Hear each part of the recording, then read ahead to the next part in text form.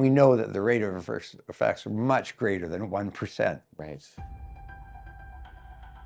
So you're promoting this drug on the basis of a misleading reduction. We still see this today. In this episode, I sit down with Alan Cassels, a health policy researcher and author of Selling Sickness.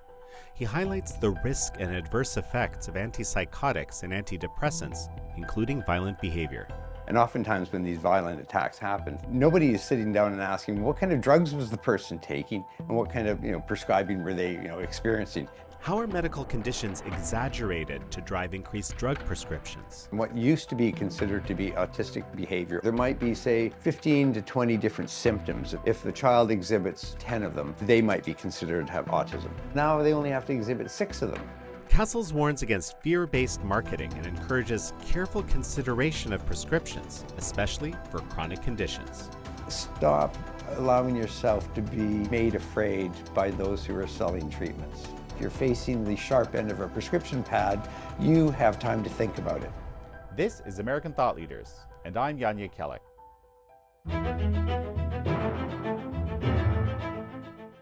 Alan Cassels, such a pleasure to have you on American Thought Leaders. It's great to be here.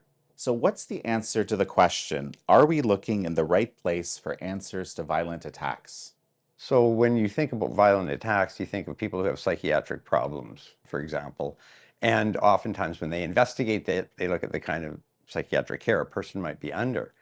But what they're not questioning, though, is the quality of the prescribing that goes into a lot of psychiatric care. And in fact, we know that one of the main adverse effects related to psychiatric drugs, I'm speaking broadly here, but specifically say antipsychotics or antidepressants, is violent behavior.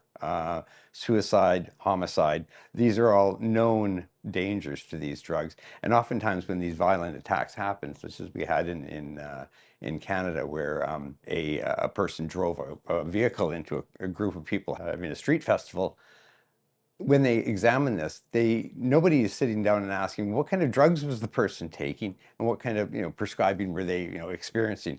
And I think that's probably the first place you should look. And oftentimes it gets overlooked altogether because people will assume that if whatever psychiatric care they're under, it must be sort of guideline care and approved. But really, we have to step back and say, look, we're probably causing a lot of the psychiatric outbursts by the kinds of prescribing that we do.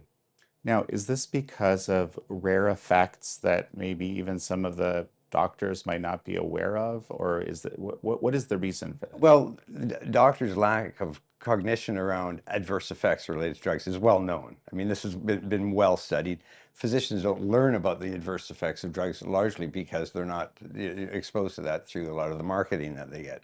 And of course, a lot of the information that physicians get around drugs comes from the hands of the pharmaceutical companies. And they're not exactly promoting the adverse effects of their drugs. Is there some way to quantify how big a problem this is? Like how often the drugs might have been responsible or partially responsible in situations where that hasn't been looked at? Yeah, it's a good question. I don't think it's been adequately studied, but I think if you talk to the experts that are well versed in sort of the adverse effects of psychiatric drugs, they would say most of the time you can draw conclusions by looking at the drugs that person's being prescribed. But so maybe dig into that a little, because what you're describing is not something that's obvious. Yeah, it's not obvious, but I mean, let's put it this way. We assume as consumers, as patients, that when we're presented to a physician with a particular disease, that the decision making around your condition and how to treat it in terms of some kind of therapy or drug that you might get is evidence-based. It's based on a physician's careful, assessment of the science and assessment of your disease. Though when you look at closely at the quality of prescribing, a lot of times that decision making is not really driven by evidence. It's driven mostly by sometimes marketing, by biases, influence from thought leaders, and influence from guidelines, medical guidelines themselves, which are often appallingly biased. I'll give you an example. So someone who presents with high blood sugar, might be a precursor to prediabetes or diabetes. Physician will assume that because the guidelines say this is the level at which that you should start taking some kind of treatment to alter your blood sugars, without knowing that the people who wrote the guidelines are heavily funded by the pharmaceutical companies. And in fact, the Canadian guidelines, the conflicts of interest of the authors of the guidelines fills up 15 or 20 pages. So what's clear to us who independently look at this kind of thing is that the pharmaceutical companies are very good at putting their own people on guideline committees, and that's why we end up in a situation where we get a lot of inappropriate and overprescribing for almost everything. Now, with that particular scenario, I recall some instance, and maybe it was a different drug, but where the level of blood sugar was moved to something lower, right? You would not believe how often they move the goalposts. I'll give you an example. Probably the best example is not blood sugar, it's blood pressure. Okay, so 20 years ago, if you came in and your doctor said your blood pressure is 150 over 90, they would say, it's a little on the high side, no problem. Maybe you should exercise some more, or reduce the salt in your diet. Today, now over time, that 150 over 90 has been lowered to 140 to 130, and now it's around 120. Well, when you lower the level at which you start treating someone or telling someone that they're ill or potentially ill from high blood pressure, you expand the massive pool of people that become patients. And this is one of the key things behind disease mongering. When you change the definitions of what the disease is, you expand the pool. They never change the definitions that reduce the size of the pool. Because again, the pharmaceutical companies are very, very involved in the writing of the guidelines. But we document that in Selling Sickness, how just by lowering, say, the level at which we would consider high cholesterol to be a condition, overnight they would expand the number of Americans who would be treated for cholesterol-lowering drugs by 25 million people, just by changing the definition. So one thing comes to mind. In the US, there's been a lot of discussion about autism rates growing, in a way that's frankly shocking when you look at these graphs. Now, what's very curious about this is that I think it's actually kind of industry that's saying this is a function of precisely what we've just been describing, of the goalpost being moved. So now we're just over-diagnosing autism a lot more. Well, absolutely. Right. We have, it used to be, for example, and but this is a curious situation, because I think it's the industry that's saying that, whereas it's the people who are like yourself, like activists, are saying the opposite. No, that this is actually a real shift. Well, on this point around autism, same with the attention deficit disorder, I would agree with that, where they have changed the goalposts. And what used to be considered to be autistic behavior, or say on the spectrum 15 or 20 years ago, there might be, say, 15 to 20 different symptoms. And of this checklist of symptoms, if the child exhibits 10 of them, for example, they might be considered to have autism. Well, they've changed that over time. So now they only have to exhibit 6 of them or 4 of them. And so when you do that, you're expanding the pool of people who begin to take this label and perhaps to be accepted for treatment for it. And as you know, there's a whole industry around autism. At the same time, you have to ask yourself, is there actual things in medicine or in society that might be causing neurodevelopment problems in children? And that's when you start looking at things like drugs or perhaps vaccines, right? Just putting that out there, that those things need to be adequately studied in order to be able to determine what is actually causing this apparent rise in autism or ADHD. But basically you're saying that both things can be very much true, that there could be a rise in these neurodevelopmental issues, and at the same time, autism itself could be overdiagnosed because it serves the interest of people who want to provide drugs around that. Absolutely. And you hear anecdotes of parents who want a diagnosis for their child because that's going to get them special care or extra help in school and so on.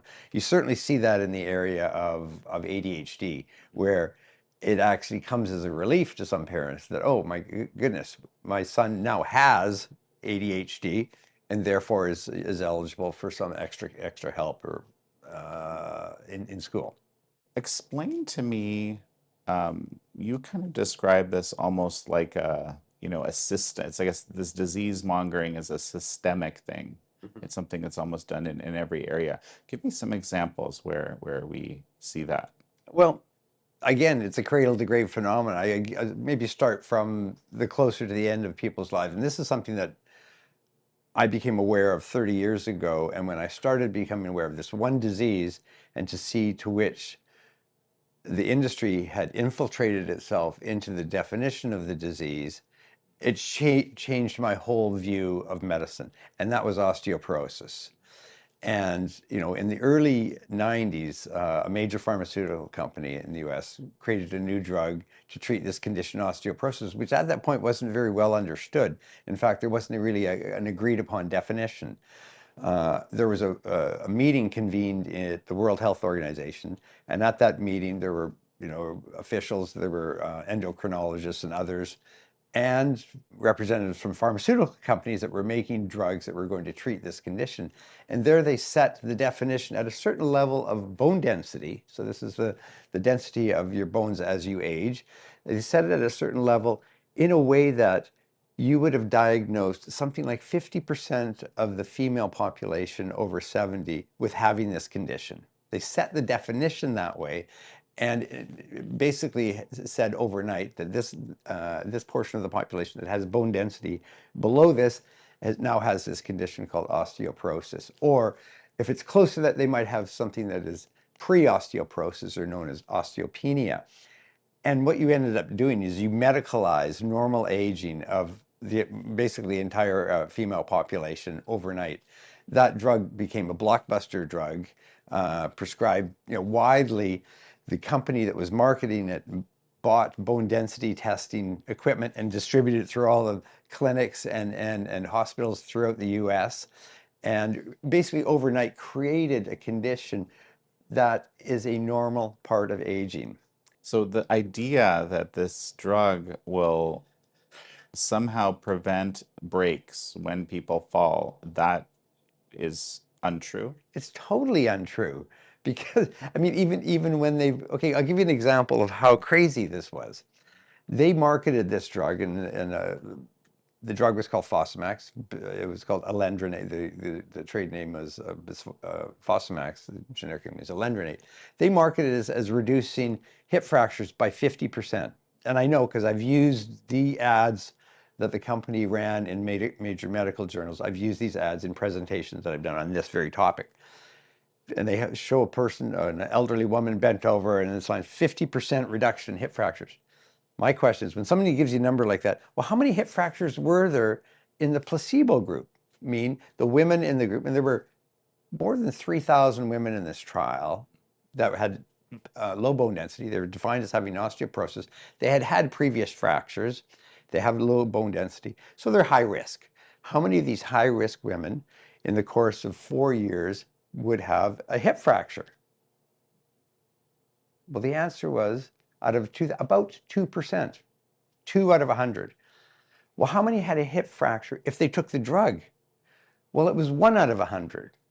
So when you go from 2 out of 100 down to 1 out of 100, that's a 50% drop. And so the 50% was marketed to patients, to doctors, to specialists, and then people went away thinking, this drug is miraculous. It's going to reduce our rate of hip fracture by 50%. This is kind of what turned me into an activist, when I saw the misuse of those numbers and how misleading that would be for my mother or my grandmother, thinking that they're going to have a massive effect when there's a 1% difference. Well, and it's also probably not statistically significant at all. Well, it's not clinically significant. Statistics is a whole nother game, but they would have determined that it was perhaps statistically significant that you had fewer hip fractures in the bisphosphonate group. But at the same time, is that meaningful to have a 1% difference? How does that compare to the rate of adverse effects? And we know that the rate of adverse effects are much greater than 1%. Right. So you're promoting this drug on the basis of a misleading reduction. And this happens all the time. And we still see this today. Alan, one quick sec. We're going to take a break. And folks, we're going to be right back. And we're back with drug policy researcher and author Alan Cassels. You know, there was a study, and I have to tell you this because this is something that will affect everyone at some point in their life. One of the most common things that a physician will do to you when you go for a visit is to have your blood pressure checked, right? And, you know, a certain percentage of us are going to be on the high side, right? However it's defined. I won't give you a number because it keeps changing. We'll say you've got high blood pressure. They did a study in a steel mill in Hamilton, Ontario, back in the early 80s. And this study basically took all of these steel workers and measured their blood pressure. Some of them, they told the workers that they had high blood pressure and, you know, maybe they should consider seeing their doctor and getting treated. The others, they didn't tell them. So they had a cohort, both had some level of high blood pressure, whatever, however it was defined at the time. The people who were told that they had high blood pressure, did they do better? So they tracked them and they looked at them in the long term. Did they do better in terms of job performance, life satisfaction, happiness, things like that? No, actually, the people who were given the label did worse. The people who weren't told that they had high blood pressure, they had to do something about it, actually did better. So this to me is really good evidence that when you apply a label to someone, you can be causing harm. Well, and because of this, I mean, the term is placebo effect, right? The point is that and the effect that the doctor has Yes, in terms of influencing you to believe something, which is apparently huge. it is. Yeah, and the placebo effect, you know, it's well known. We use it in clinical research all the time because we want to determine what is the difference between the similar types of patients, some of them who are given an active drug and some who are given the sort of sugar pill or a inert drug, because the differences in whatever outcome should be the differences caused by that treatment. That's why we use the placebo effect. You know, it's quite interesting when you look at research around antidepressants. You know, the people who get placebos do very well as well. So when they track people over time who are given placebos in antidepressant trials, they improve, and the person on the drug improves. And the person who drug improves a little, however it's defined, by a little bit more. That's why the drug gets approved. But both patients, because they're given treatment, perhaps because they're given some attention, they improve. Except that in many cases, the placebo doesn't have the side effects. Except from studies I've seen, which is I found absolutely fascinating, that if the patients know about the potential side effect, some of them can still get the side effect on placebo. Absolutely, absolutely. The power of suggestion is extremely effectful, right? In the sense of people are highly suggestible. People are easily not easy, but many people could be easily hypnotized because, you know, we're very suggestible. There's a whole nother realm to explore with you another time. Yeah. Differences between the Canadian and the American situation? Yeah, well, American medicine is as you know, on steroids. It's a very we live in a very commercial culture. Public health, for the most part, I mean, in terms of where compared to other countries, the U.S. has a system which is very fractured. It's very private. And you allow certain things in the US that you don't allow in other countries. And one example is drug advertising. So you see, if you're exposed to television or possibly the internet, there are a lot of drug ads. And a lot of times these drugs are for very rare and sometimes unheard of conditions. And the powerful effect of a drug ad on consumers, it works in two ways. One is that there's the suggestion that a person might be ill and could benefit from a treatment. The pharmaceutical industry would defend that and say, oh, we're just doing disease awareness advertising. Okay, well, sure. Well, grant that might be helpful for some people, but generally you're increasing the pool of people who are exposed to disease mongering. There's that happening. But at the same time, when you allow that amount of pharmaceutical advertising to influence the media, you find that the media does not really they cannot do the kind of hard-hitting journalism that you want to see because of the influence of the advertisers. And people would say, well, what do you mean? Major journals like the Wall Street Journal or the New York Times, they get drug ads, but also they have critiques. Mm-hmm. Yeah. I would say that if you had no drug advertising or no influence of the pharmaceutical industry on the editorial decisions of any news outlet, you would see a whole different range of reporting. Look what happened during COVID. Virtually those who were dissidents or those scientists who were questioning a lot of the public health measures, including vaccines, were censored, not allowed to give their opinions in a lot of the mainstream medical or mainstream media organizations. And so the influence of the drug advertising in the US is quite pernicious, not only in disease mongering, but also in influencing editorial decisions around what kind of critiques Americans get. So I did this little experiment with friends of mine. A few months ago, I went to a reunion of a bunch of old Navy buddies, right? So these are guys, we're in our 60s, successful businessmen. Some are doctors, some are lawyers, businessmen, and so on. And I asked them, like in a small group, because they asked me, what do you do for a living? I said, did you guys ever heard of the term Vioxx? And they said, well, what's that? What's that? I said, Vioxx. I said, have you ever heard of the Vietnam War? Oh yeah, of course you've heard of the Vietnam. Everyone's heard of the Vietnam War. Well, did you know that Vioxx, which was a major pharmaceutical in the early 2000s that was taken by hundreds of thousands of Americans, killed 60,000 Americans in 3 years from excess heart attacks and strokes.